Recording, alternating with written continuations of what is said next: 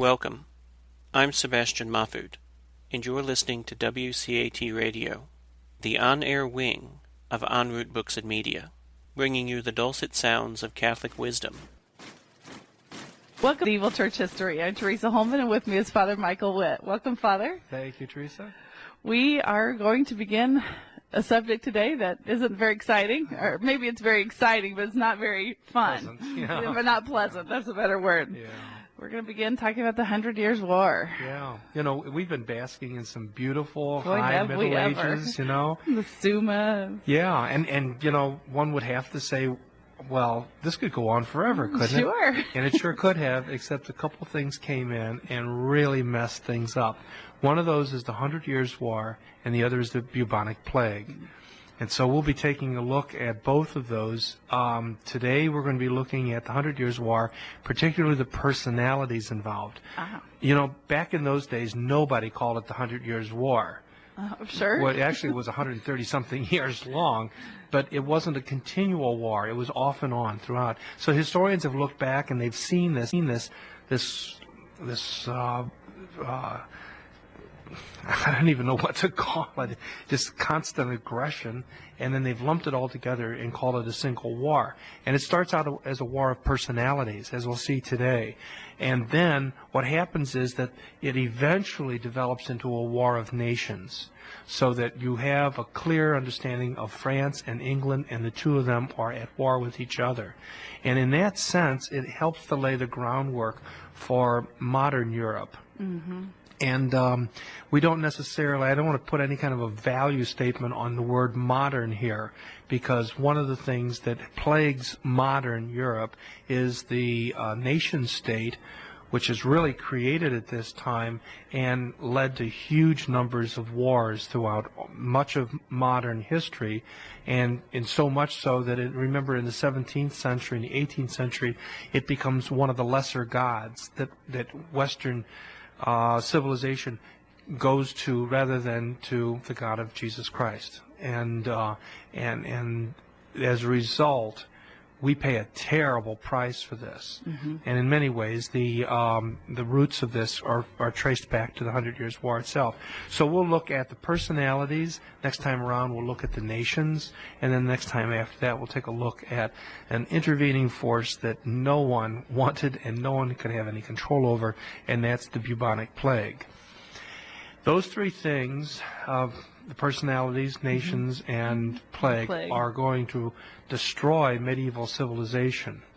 And what we'll have left over, that afterglow that's left over, will constitute the groundwork for modern civilization. And so anyway, at the very end, then we'll do something of an assessment of looking at what does it mean to have a medieval civilization.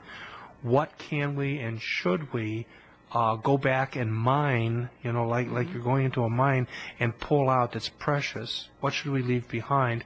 And what dare we not forget or lose, which is so important to what it means to be a Western civilization.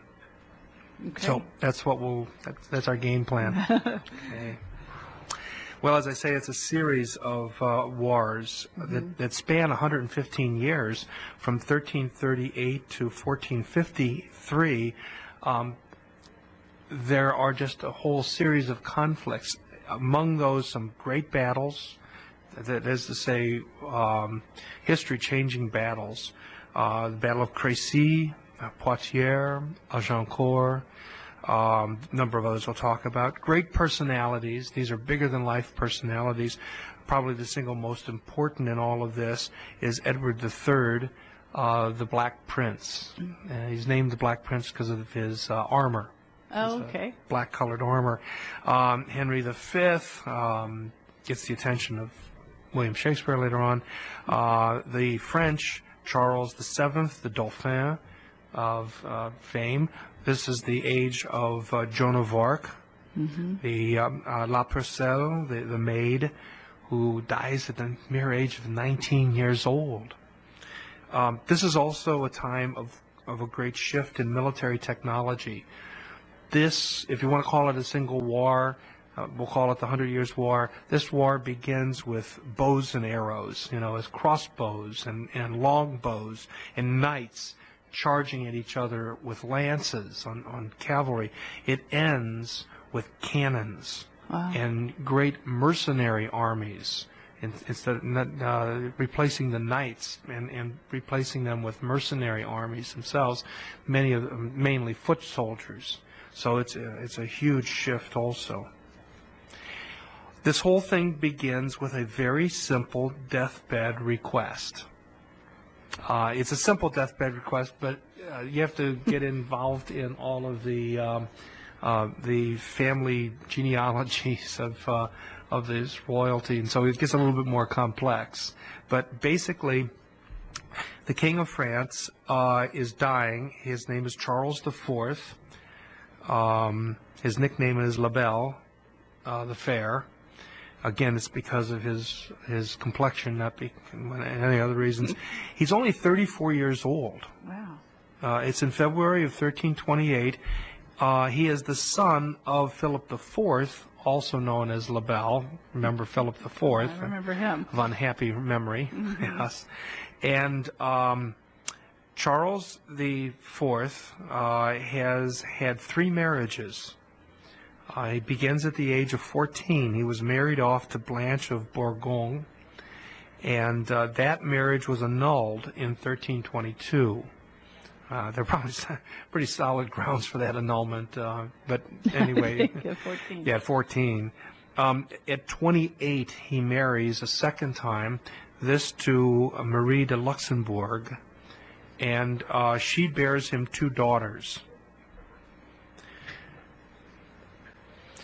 He's married to her the very same year he becomes the King of France. And then I believe she died, and then in 1325 he marries once again. Her name is Jeanne d'Evreux. She has a daughter by him in 1327, and now she is pregnant again. So here is a king that has 3 children, 2 by one marriage, both of them daughters, 1 by the third marriage, another daughter, and now the queen is pregnant, and he's on his deathbed, and he knows he's not going to live long enough to see his son or his daughter, and he knows, this is the age before ultrasound. Mm-hmm. They didn't know what was coming down the pike, and so he calls in his closest advisors, his family, and he says, if Jean has a son, then he should be king of France. In other words, he's going to be born the king of France. King. Yeah.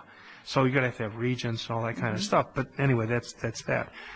If, however, it's a daughter, then he says this. I quote here. It says, "Then the crown belongs to Philip of Valois." Okay. Now, Philip of Valois is a relative of the king's, relative of Charles. It's an off-branch. The Valois family is an off-branch of the Capet family. Now, the Capet family has been ruling France ever since 987. Hugh Capet was the founder of this this dynasty, and so for all of these years, they've been running France. But now that line is dying out. The Capetian line is dying out, and so you have to go off to a branch then to the Valois in order to find a successor, but not entirely. Okay, and that's what's going to complicate things. Okay. But let's stick with the Valois a little bit before we find out who the other possible successor is. Now, Philip is, as I mentioned, a relative. Okay, he is also 35 years old. He is dashing both on the battlefield and in tournaments. He is the great-grandson of St. Louis IX. Oh, okay. Yeah. This through his mother. So he's got some pretty good lineage, besides the fact that he is the kind of guy that people would put armor on in order to go into battle for. Well, on April 1st of 1328, April Fool's Day, John Devereux gave birth to a girl. And as a result, then, Philip is summoned to Paris, and he is acclaimed Philip IV of France. Philip VI of France. Yeah, we already had a Philip IV. Right. Now, over on the other side of the English Channel, there are people saying, hey, not so quick. Because over in England, they're watching very closely, and we have to keep in mind that, let's go back to Philip IV again. Okay. This is Charles, his father, had 4 sons, 4 children. Oh. And one of those was Louis X. He only reigned as king for 2 years, maybe because of his nickname, the Quarrelsome. So we had him. Then he flipped out. Then he was succeeded by Philip V, known as Philip the Tall. He was king for 6 years.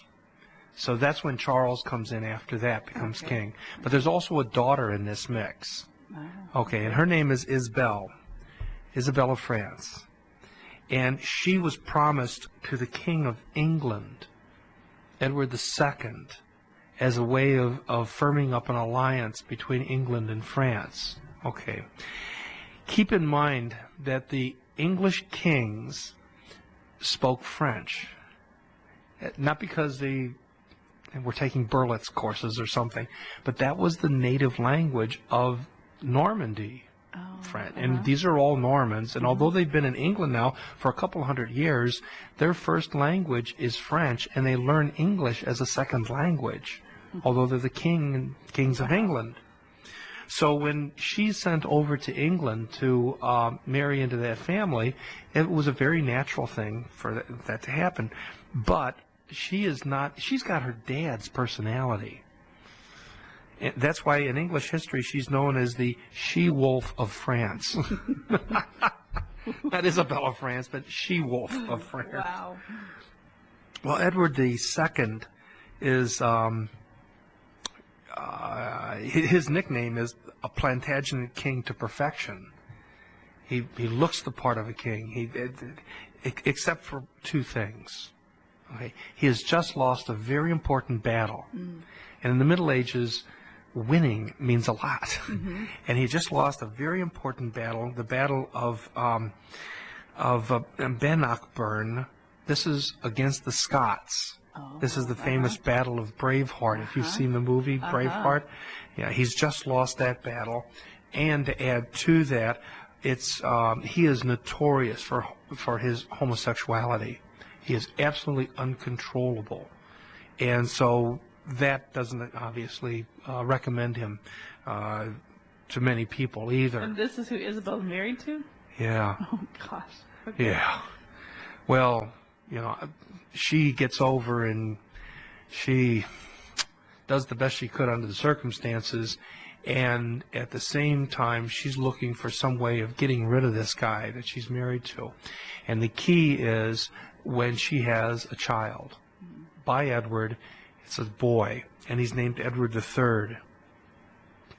Now, Edward II is so much interested in intramural affairs that he really doesn't care about being king. And eventually, Isabel convinces him that he would have more time for his various hobbies if he gave up the kingship to his son, who's just a little boy, but she could act as regent for the son. Okay. And Edward very stupidly does that. Now, she then brings in another nobleman by the name of Roger Mortimer, the Earl of March, to help her with the task.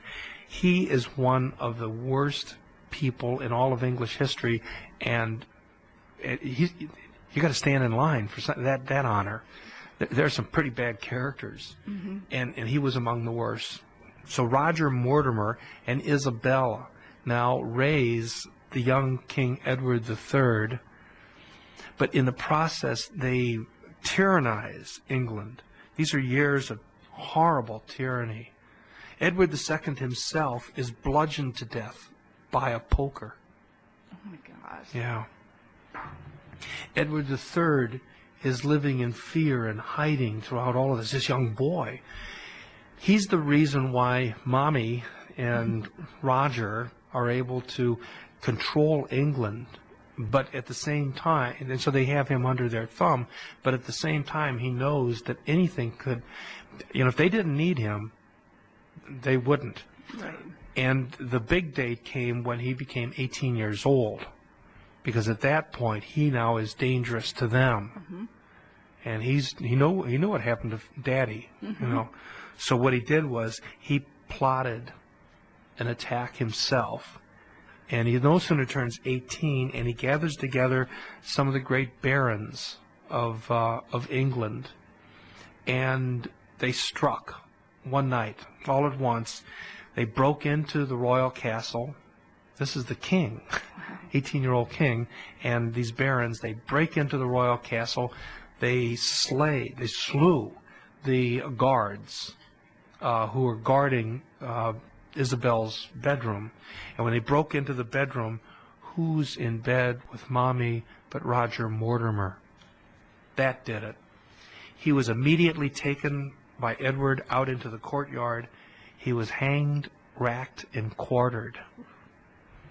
Which, if you've seen the movie Braveheart, you have some idea of that's not very pleasant. No. Mother was shipped off to a remote castle where she spent the rest of her life. And the joy of her year was once a year her son would visit. And that was it. Other than that, she had no outside contact. Now, Edward III has good reason to be upset with Roger Mortimer and Mother Isabel. But he had another reason to be upset, too. Because these two and dead Daddy had frittered away his chance of becoming the King of France, because if you look at the lineage, he had as good or even better claim to the throne of the King of France than Philip did, and yet they never contested it. He could have, Edward III could have united together France and England under a single country. Now, they would have had two different languages among the people, but the rulers would have been speaking French. He could have been, he was a Plantagenet. He had a better claim upon the Capetians. And as I say, he spoke French fluently. He was raised speaking French. But instead, what he found himself having to do, now that he comes into his majority at 18 years old, he now has to go to France and do homage before Philip VI. Remember that whole thing about homage? There's in every relationship, every feudal relationship, one is a lord and the other is a vassal. There's usually some kind of an exchange of a fief, and the homage is paid to the lord in exchange for that fief. Well, it turns out that Edward III of England had as a fief the area of Bordeaux, of Guyenne, the entire mouth of the Garonne River, that area that's known as Aquitaine. And, you don't want to give that up. That's a pretty rich area. And it's worth the humiliation of going to Paris and kneeling at the feet of this guy who you have a better claim to that throne than he does. At the same time, the French are gloating over this. Here's this chance of, finally, after William the Conqueror and 300 years of these guys running around acting as though they're big independent muckamucks over in England, now they're going to have to come and crawl and kneel before a Frenchman. France is flying high right now. The Valois are flying high. When you look around, they don't have any rivals. The unifying factor in all of medieval Europe was the papacy. But the papacy had been weakened and wounded by Philip IV. Remember Philip the Fair, when he savaged Boniface VIII, and then we have no doubt led to the death of his successor Benedict the 11th, or is that the 9th? I'm getting my I'm doing dyslexia in my Roman numerals now. But anyway, the death of the next pope. Then if you remember, the pope following after that was Clement V. Oh, right. Mm-hmm. And Clement moved the Vatican to Avignon. Mm-hmm. Okay, so the papacy was in Avignon, in France itself. And, of course, he was not much of a counterweight to Philip. You had that whole unfortunate situation with the Knights Templar. Okay. So the papacy is not going to be able to hone in. It has an influence yet. We'll see this especially with Benedict XII, but it is not able to command the French to do anything. The other possibility would be the Holy Roman Empire. The Holy Roman Empire is weakened also because of that long dispute between Gregory and remember Pope Gregory and the Gregorian reform of the Church, and then Henry IV, the Emperor, on the other hand.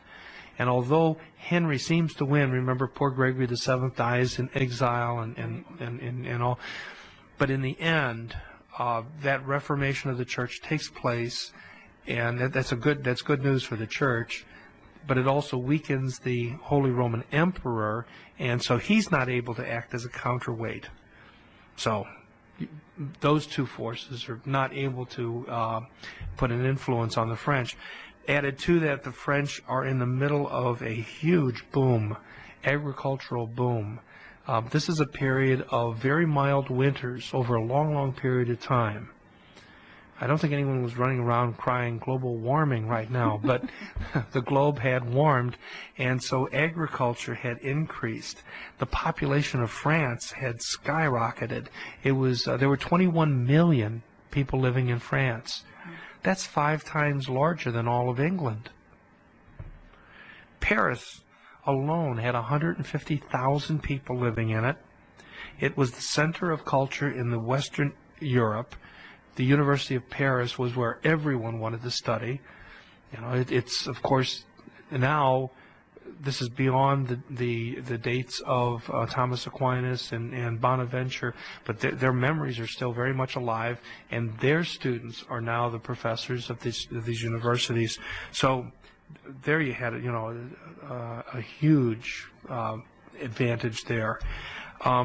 Philip also could call upon a huge force of armored knights all throughout France. You had so many of these men who were beholding to the king.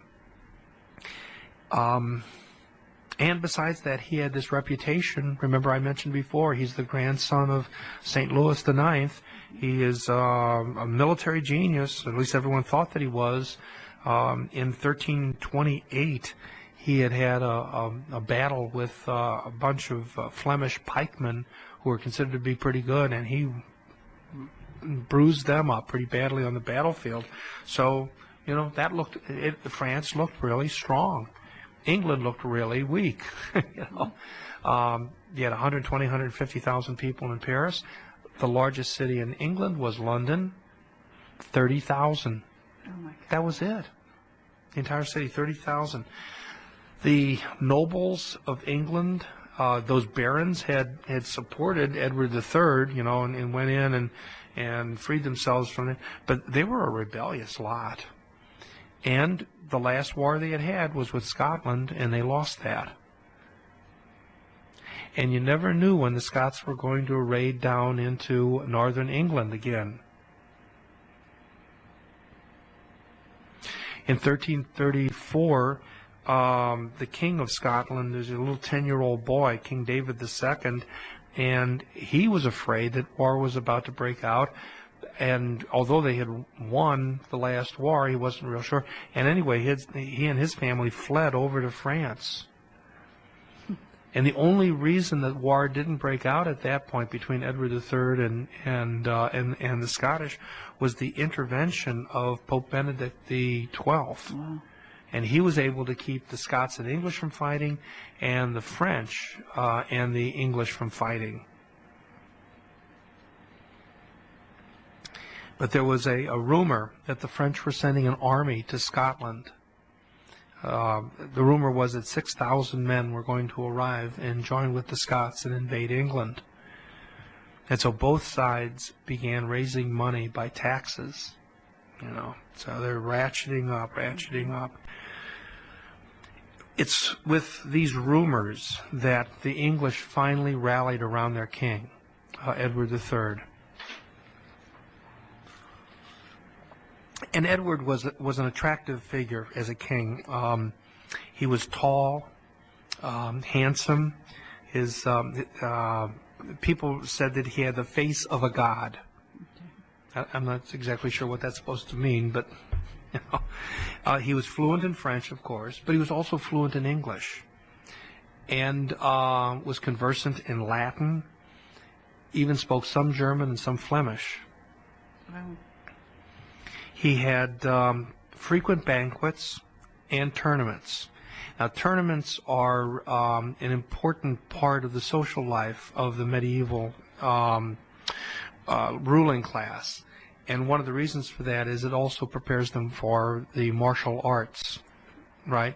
Mm-hmm. And so with those tournaments, Edward very skillfully pulls out the very best and the brightest and makes a general staff, a military staff of generals who are going to be able to help him in war.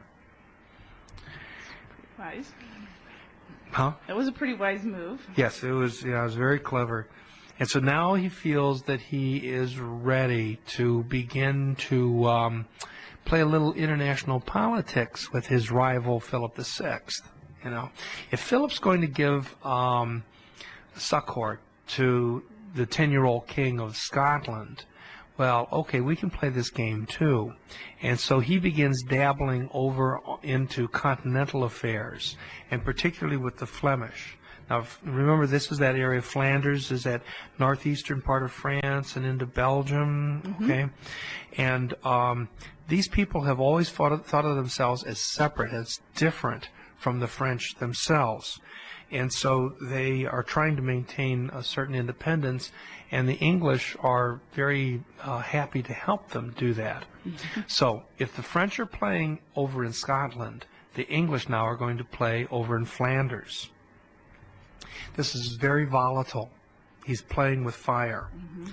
The Flemish have become great producers of woolen products. They're so good at it, at the spinning and weaving. They're so good at it that they can't even supply themselves with enough wool. So they have to buy wool elsewhere. Rather than buy wool from France, they buy it from England. Okay. And, of course, the English are producing great masses of wool also, much of that as a result of the Cistercians who had taught them how to do that, And so they...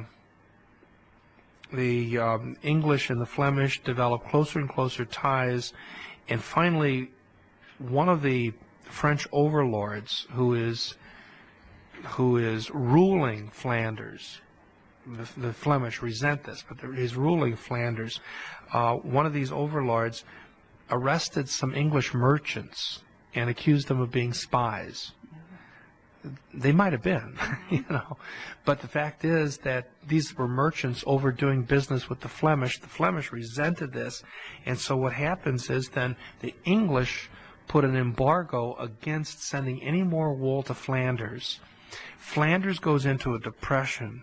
The Flemish rise up against the French, and they ran their overlord, Count Louis, out of Flanders, back into France. This is in 1339. That's the straw that breaks the camel's back. Even earlier than that, Philip had warned Edward that if he didn't stop playing around in French affairs, he was going to come back and confiscate Guyenne, that the Aquitaine area. And this is what he said, and this is a quote. This is pretty tough stuff for one king to say to another. He was going to confiscate Guienne from Edward, quote, because of the many excesses, rebellious and disobedient acts committed by the King of England against us and our royal majesty. Woo. Rather than wait to hear from Edward, he simply moved in, and he seized several of the forts along the Garonne River. And then, the worst possible thing, he did something that for many centuries later, onophiles have always condemned him for. Lovers of wine have always condemned him for. He went through and destroyed the vineyards of Saint-Emilion, one of the great Bordeaux's. Uh-oh. And thanks be to God, it's been replanted. But that was bad news. You shouldn't do that. I mean, war is war, but come on, leave the vineyards alone. Those grapes. Yeah. Well, now, war is definitely imminent. Mm-hmm. The Flemish have been encouraged. Already, Edward now, as a result of Philip's moves, has now declared himself King of France. It's just a question of whether or not he can go over and take it. The Flemish, who are in rebellion against the French now, recognize Edward as the King of France. The Holy Roman Empire recognizes him as the King of France. Philip decides, okay, fine, I'm going to go one step further than this, and before you get a chance to attack me, I'll attack you. And he starts pulling together a fleet with the intention of sending an army across the English Channel and doing what the Normans had done in 1066. He was going to go over there and have a big battle and take England away from Edward. And one would expect he could do it. Mm-hmm. So he gathered a fleet at a small port called Sluis. It's on the Belgian-Dutch border today. And as he was gathering this fleet together and all of the supplies and everything he would need in order to attack, the English attacked him. A little sneaky, quickie move. And the English fleet came into the port.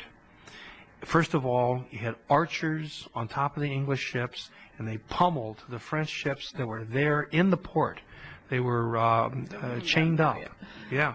And then ship ran into ship, hand-to-hand combat, 200 English ships, 190 French ships, and by the time this was over, this sneak attack was over, 16,000 Frenchmen were killed. Wow.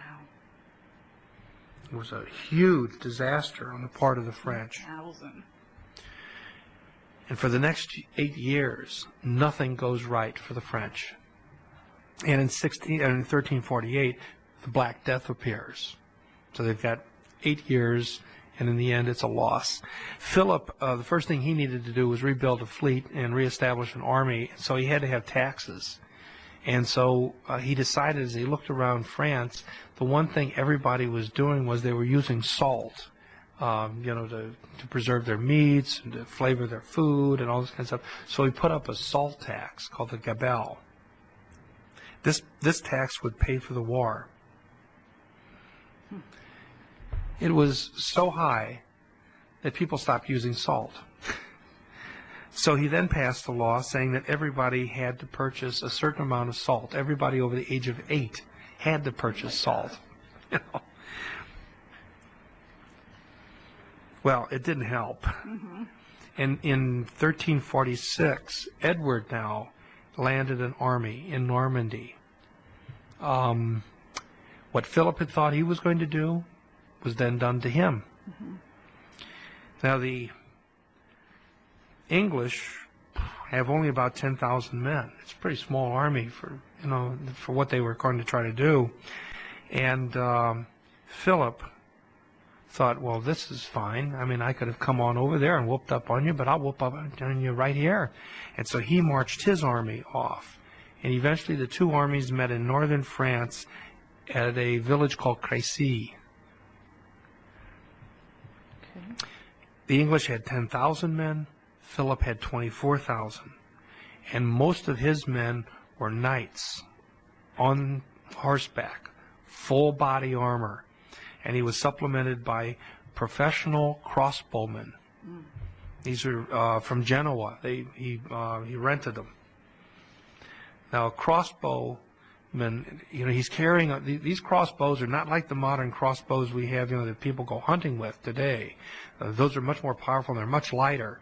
Those crossbows back in those days, they weighed about 85 pounds. Oh my gosh. I mean, you had to have a tripod to put them on. Well, with the tripod, it was 85 pounds, but it was 85 pounds of equipment that you had, and you had to ratchet this thing up, and you could only get off a shot a minute or so. But at 200 yards, twice the length of a football field, you are accurate, and if you hit a knight in shining armor at 200 yards, that bolt would pierce his armor. Wow. It was so powerful. It could pierce his armor. You could actually shoot as far as 350 yards, but you'd be darn lucky to hit anything. The other guy would have to be really unlucky to get hit, and it would knock him off the horse. So these things were pretty darn powerful. But that's the range, 200 yards. It's something to keep in mind. That's a long way. The fellow pulled out a banner. It's called the Oriflamme. And this is a banner that was used at the time of great danger to France. It's kept at the tomb of Saint Denis in Paris. And it's pulled out only in those times when war is imminent and France is in mortal danger. It had been used at least since 1000 A.D., so the last 300 years or more, 350 years, it had been around and used during great crises. It is a legend that it goes back to Charlemagne, and there's even another legend that goes back to Constantine. There is no basis to any of that, but unfortunately we can't see it anymore. We can only read accounts of what it looked like, because during the French Revolution, like many other things, it was destroyed. Oh. Yeah. Well, anyway, he pulls out the Oriflamme, he pulls out the Genoese bowmen, he pulls out the French knights, and prepares to attack the English. The English realized that they're in deep doo-doo. So what they did was they got off of their horses. They decided to fight on foot instead.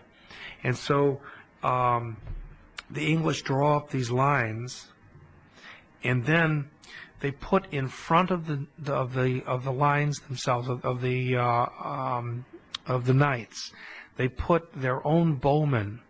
Now the English couldn't afford to rent Genoese crossbowmen. In fact, they couldn't afford to buy crossbows. They were poor, and so they turned instead to the commoners, who would use a bow which was very, very long in medieval terms. A good 6-foot long bow, and it's called a long bow. The long bow is very hard to use accurately. And part of the reasons for that is instead of having a small bolt, you had a very long shaft, which you needed in order to draw that bow back. But you had to have very strong arms in order to pull that bow back, and then to control it. And so these guys practiced a lot. I mean, they just spent hours just pulling that bow back, pulling it back to build up the muscles that they needed in their chest and in their arms in order to control this long bow. And, and they did. Now, the long bow, interestingly enough, had a range of 250 to 350 yards. Wow. And this gets to be interesting, because remember, the Genoese bowmen had a very powerful bolt that they could send 200 yards, right, or inaccurately up to 350 yards. But you can't control your target at that point. The long bowmen had an accuracy from 250 to 350, but they could not pierce armor with that long shaft that they had. That arrow would shatter against a piece of armor. But it did pretty good against flesh. And they could fire a good long bowman could get off 5 shots to every 1 shot of the Genoese bowman. So the Battle of Crécy begins with a a contest between two different kinds of bowmen. The Genoese bowmen come on up, they set up their equipment, tripods, the whole works, and the English long bowmen, they come up, but guess what? They didn't come within 200 yards. They're standing back 250, 300 yards. So the Genoese bowmen could not accurately kill an Englishman, but the English could accurately kill the Genoese. That went on for a couple minutes. Sure. And all of a sudden the Genoese, they're not stupid. They decided to get out of Dodge, and when they did, they literally abandoned their equipment and ran back to the French for protection. They ran the wrong direction. The French were not happy about this, and so the first thing they did was launch a cavalry attack that was obviously the object was the English, but the Genoese were in the way, and they mowed them down in the process. The charge then mowed over the Genoese bowmen. It mowed over the Genoese bowmen equipment and then kept on moving. Now, when I say charge, keep in mind that you're dealing with about a 3 to 5 miles an hour movement. And even these horses could not move quickly. They're so tight in together.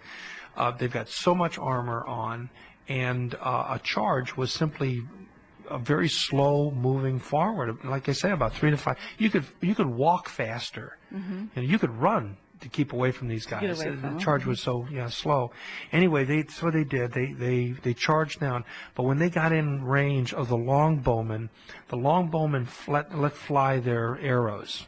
Okay, now most of those arrows hit those armored those knights, and the arrows shattered or bounced off, right?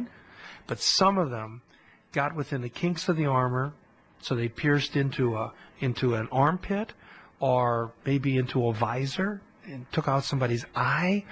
The horses were not heavily armored, and so they were hitting onto the legs, the chest, the sides, the faces of the horses. And when a horse gets hit with an arrow, it's going to bolt. It's going to jump.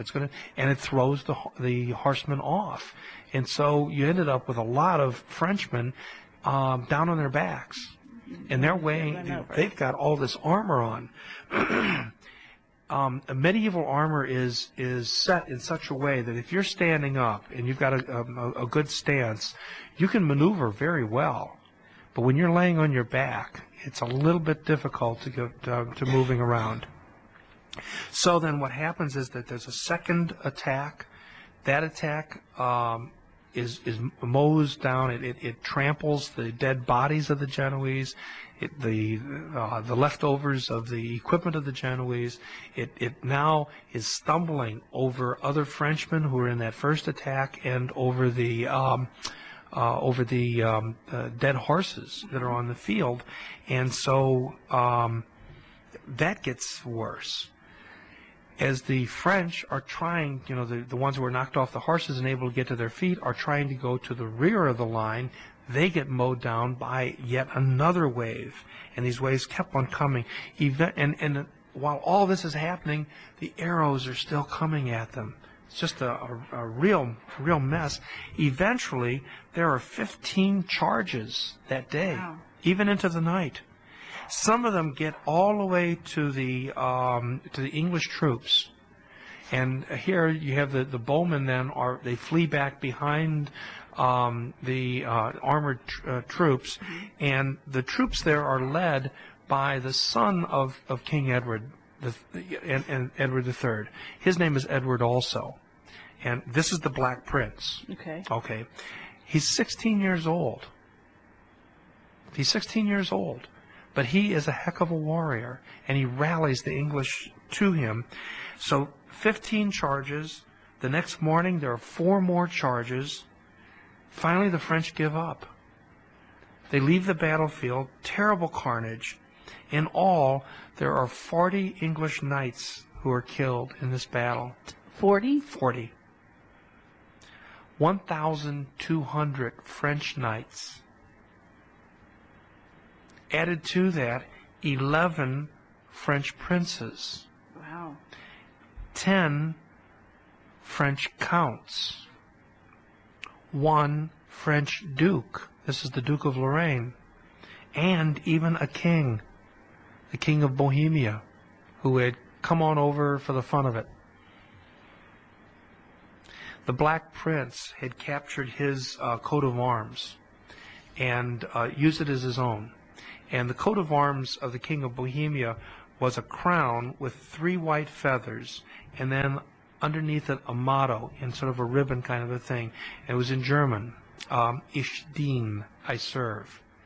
Do you know to this day the Prince of Wales has that as his motto? Oh my God. He still uses, the Prince of Wales uses that motto as his coat of arms.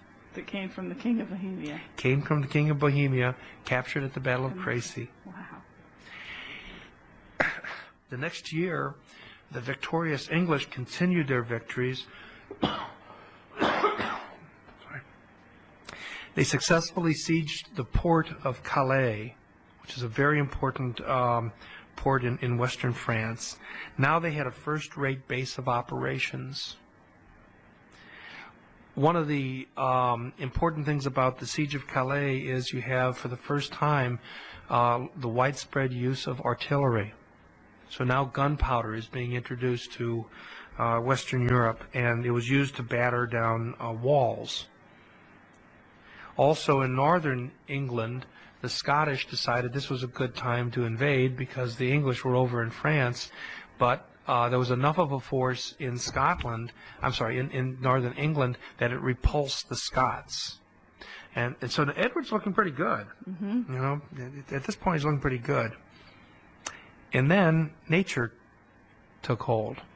In 1348, the Bubonic Plague struck, and within 3 years, 1 out of every 3 Europeans was dead. There had to be a truce. They couldn't find enough soldiers to fight.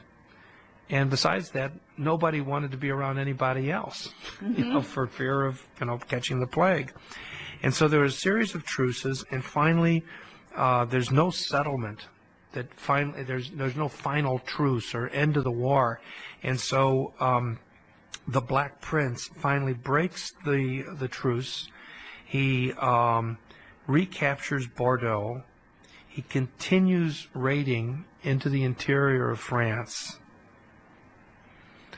The French seem to be unable to do anything about this. And in 1350, Philip VI died. And not of the plague necessarily, but died. He was 57 years old. He was succeeded by John II, his son, who was already 31 years old. Wow. And John II looked around, and all he saw was disaster. He saw his people dying in huge numbers in the plague. He saw the Black Prince ravaging southern France. And so in 1356, John II gathered another French army up to confront the Black Prince. And he met him at the Battle of Poitiers. And there, he lost that battle and himself was captured. Now, this is the Battle of Poitiers is one of the classic examples of learning the wrong lesson from a defeat. John had studied the Battle of Crécy, and he decided that what led to the defeat of the French was that the English had fought on foot, and the French had fought on horses. So he ordered his French knights to get off of their horses and to charge on foot. Okay. Now, the English took the high ground, so the French had to charge up a hill. They're going to charge even slower because they don't have horses. But their main weapon was this lance. So could you imagine these guys? Against the horsemen. Well, they're both on foot. Oh, they're both on foot. They're both on foot, yeah. But the English are up on top of this hill. They've got these great big swords, and they've got battle axes and maces and all this sort of stuff. And these poor Frenchmen are trying to go up this hill carrying these great big heavy lances. Some of them took axes and cut off the lances. So now they had blunt lances. This is like a Monty Python film. This is so dumb. So anyway, they lost that battle. They deserved to lose that one. And sure enough, the king, John II, is captured. Enough people saw this, commoners saw this, that they lost total respect for the nobility, and civil chaos broke out all throughout the French cities. Now, John's son is 18 years old. His name is Charles. He tried to rule France, not very successfully.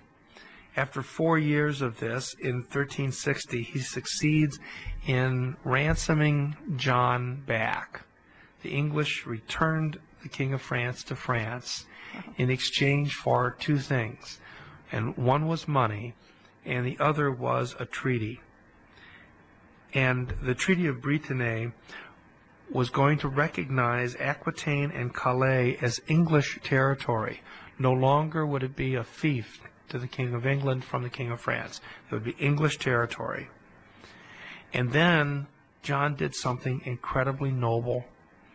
When he found out that one of the other nobles who had been ransomed or who had been captured and was over in England, and his family promised to pay the English, and so the English then returned this nobleman back to France. When he got back to France, the family said, nah, nah, nah, nah, nah. They weren't going to pay. And when the King of France, John II, found out about this, he gave himself to the English as a hostage. Wow. And that's kind of, yeah. So he went back to London and died there shortly after at the age of 45. Oh, my gosh. Yeah. It's quite a story. I mean, that's so medieval, these characters, they do things like you would never expect.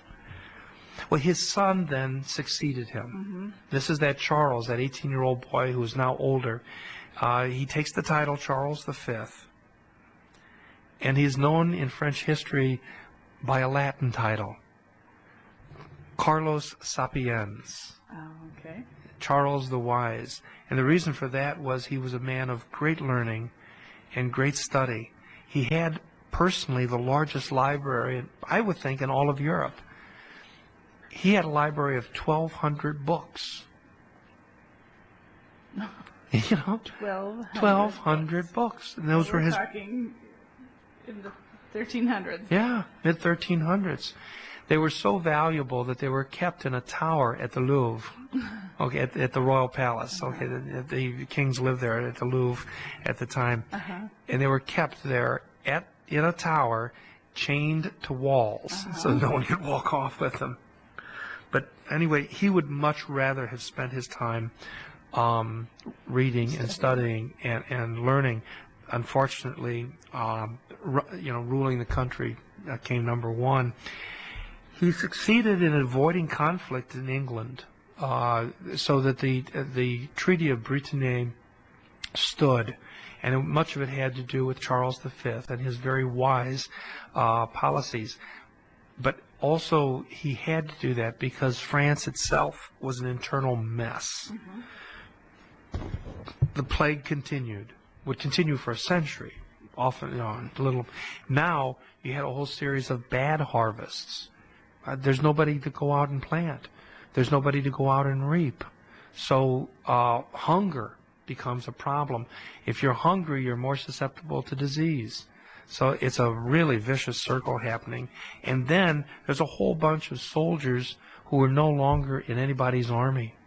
And so they become what's known as free companies. These are brigands who simply gather together and they fight for whoever side can pay them. And if no side can pay them, they go out and fight on their own. And they just take what they want. Yeah, they're unemployed soldiers. They either, as I say, become mercenaries, or they become robbers. The Normans. Like the Normans. They just go pillage and take what they want if they don't have anything to do. Yeah, it's like going back a couple centuries again, isn't it? So France which is the center of European civilization, has just disintegrated into a Mad Max world. And in the southwestern part of France, in Gascony, you have, this is that part of France that is under English control. You have the most famous of these unemployed soldiers forming together into mercenary groups. And the most famous of all of them is a man by the name of Sir John Hawkwood, who plays a very interesting role later on over in Italy, when he is hired to suppress the city of Florence. And he actually massacres a town, a suburb of Florence, in order to get the Florentines' attention. He does this with the aid of a bishop, Bishop Robert of Geneva, who becomes known as the Butcher of Cesena. He is the one who is going to lead the papal schism against Pope Urban, the legitimately elected pope, and cause the papal schism to happen. So, see, all this is kind of tying. Yeah, it's tying. Yeah, it's coming back like a bad penny.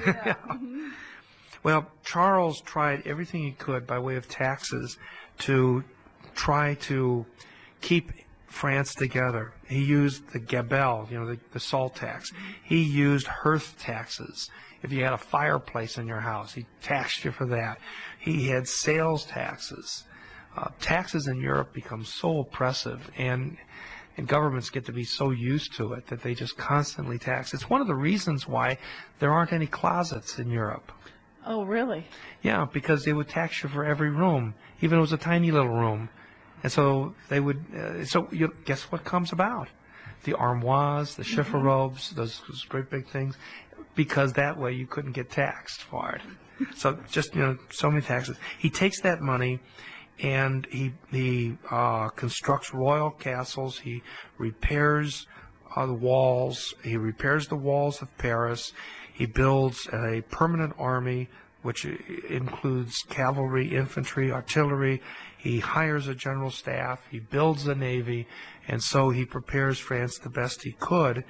And then it happens again in 1369. War broke out all over again.